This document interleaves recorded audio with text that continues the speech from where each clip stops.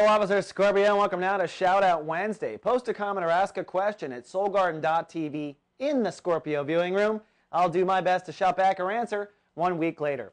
Well, it looks like it is overcast, cloudy, and rather pensive today for the Scorpions and tomorrow, and there's a potential for you being triggered into a minor temper tantrum. Let's start with the cloudiness.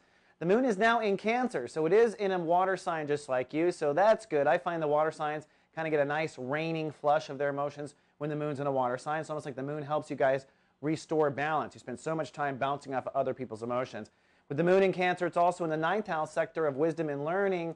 So in the next 48 hours, essentially, you are emotionally learning and processing. This is the transit that, even if other planets weren't poking at you, I'd argue you're probably staring up at the sky and thinking about the last 30 days and learning about what you've gone through emotionally in the last 30 days. This is the time where you replay old conversations but always have that perfect comeback in your mind.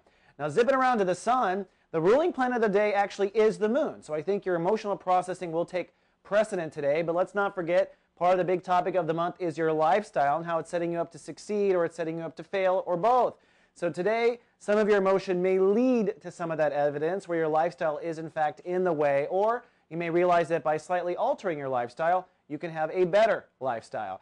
Now, zipping around finally to Mars, I think this is the real potential for danger today. Remember yesterday I talked about Mars is now opposing retrograde Saturn in Virgo, and how Mars is calling for in the next 24 hours now the first little course of action, the first breakdown breakthrough.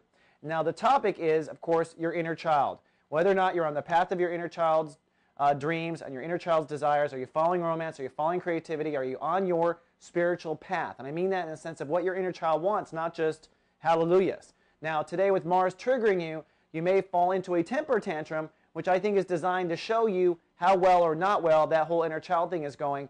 And don't forget, Scorpio, it's not just your inner child, it's how you see yourself in society, represented by retrograde Saturn and Virgo. So maybe part of your attitude about society, maybe part of your inner child's attitude. Then finally, for our shout out goes to one of my favorite soul gardeners, Dalva, who asked the question, actually didn't really, she posed it to the room in Scorpio. Is it me, or are there Scorpios coming out of the woodwork right now? Scorpios usually hide in their den, very private, but many on the side of Soul Garden, many are introducing themselves. You know what I think it is? I think it's Saturn retrograde in Virgo. Remember, Saturn in Virgo, Dalva, is saying to all Scorpios, you must change your relationship to society. You must be in society in a new way. You must change your attitude about what society owes you, all these things, and friends. And since Saturn has retrograded in January in Virgo, I have seen the Scorpios coming out of the woodwork. The universe is saying you can't do the society stuff unless you're out there doing it. All right, that's all we have for today's Shout Out Wednesday. See you folks tomorrow with more. Live, love, be.